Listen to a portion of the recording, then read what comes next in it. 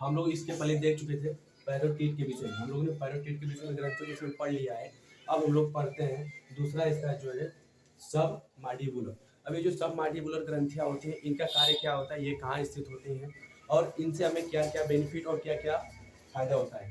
तो जो सब मांडिबुलर ग्रंथियाँ है, सब मांडिबुलर ग्रंथियाँ है, यह दाढ़ी के नीचे स्थित होती है।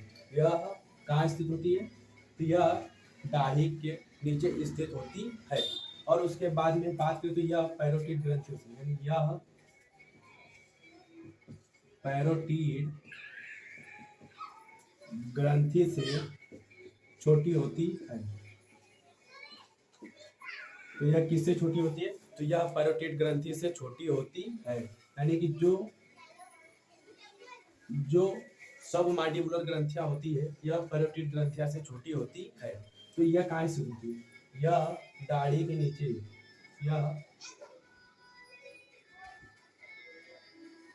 यह दाढ़ी के नीचे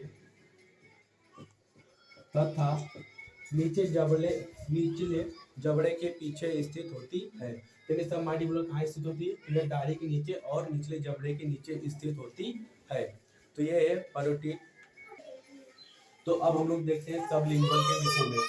यह सबसे छोटी ग्रंथियां होती है। यह कैसी ग्रंथियां होती है, तो यह सबसे छोटी ग्रंथियां होती है जो जीभ के नीचे स्थित होती है। कहाँ स्थित होती है, यह जीभ के नीचे स्थित होती है। देखते हैं, यह सबसे छोटी ग्रंथियां होती है। यह कैसी ग्रंथियां होती है, तो यह सबसे छोटी ग्रंथियां होती है।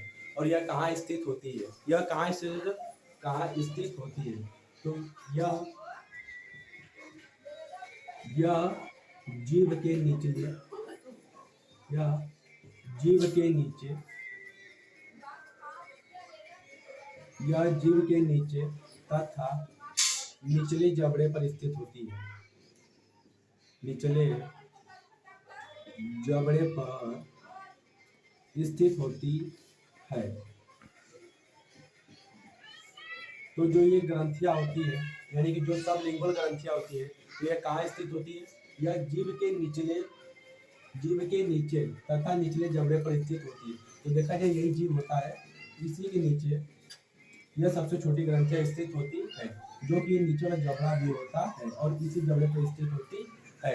यदि इनकी संख्या की बात की जाए, तो जो सबलिंगुअल की संख्या होती है, यह 600 से 1000 तक संख्या पाई जाती है। यानी सबलिंगुअल की इसकी संख्या कितनी होती है, तो यह 600 से 1000 की संख्या में पाए जाते हैं।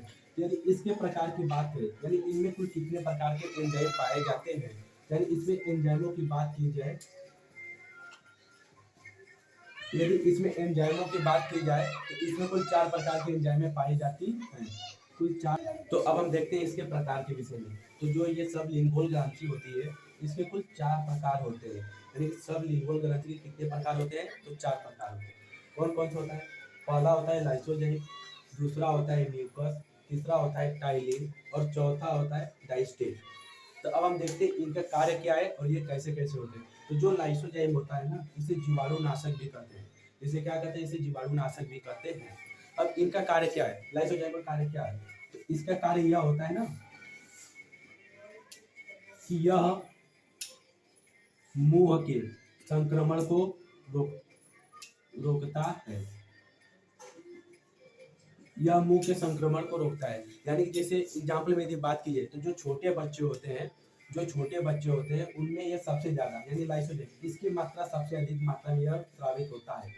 जैसे कि वो अचानक यदि कोई बड़े व्यक्ति से यदि उसकी तुलना की जाए, तो क्या होता है कि हम बड़े बच्चे लोग हाथ धोकर खाना खाते हैं, जबकि वह छोटा बच्चा हाथ में कुछ भी लगाए रहता है, उसे कुछ देर में वह उसी हाथ से पकड़ कर खा लेता है। तो हालांकि वो खाता तो ठीक है, बट उसे रोग नहीं होता है। उसका रीजन क्या है, यही रीजन है, क्योंकि यह संक्रमण को नष्ट करता है। यह लाइसोजाइम बच्चों में सबसे ज्यादा स्रावित होता है। और जैसे वह बच्चा धीरे धीरे जब बढ़ने लगता है, तो धीरे धीरे यह स्राव कम होने लगता है। अब यदि बात करें म्यूकस का, यह म्यूकस क्या है, म्यूकस का कार्य होता है भोजन को चिपचिपा बनाना। यह भोजन को क्या करता है, यह भोजन को चिपचिपा बना देता है।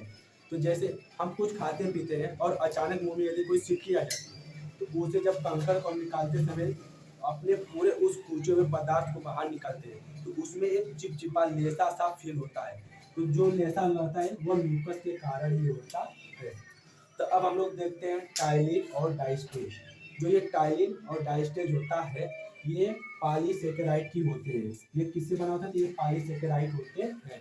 तो जो इन दोनों का कार्य सेम है, टाइलिन और डाइस्टेज का, इनका कार्य होता है, यह पॉलीसेकेराइड होते हैं। अब इनका कार्य क्या होता है? यदि कार्य की बात की जाए तो ये इनका कार्य गेहूं का जो मंड होता है, यानी जब गेहूं पिसा जाता है तो उसके जो मंड होते हैं वो टूट जाते हैं, वो आटा के रूप में टूट जाते हैं। फिर उस मंड को यह पचाने का कार्य करता है और साथ ही उसमें जो चोकर होता है, यानी जो गेहूं की भूसी होती है, उसको भी यह पचाने का कार्य करता है।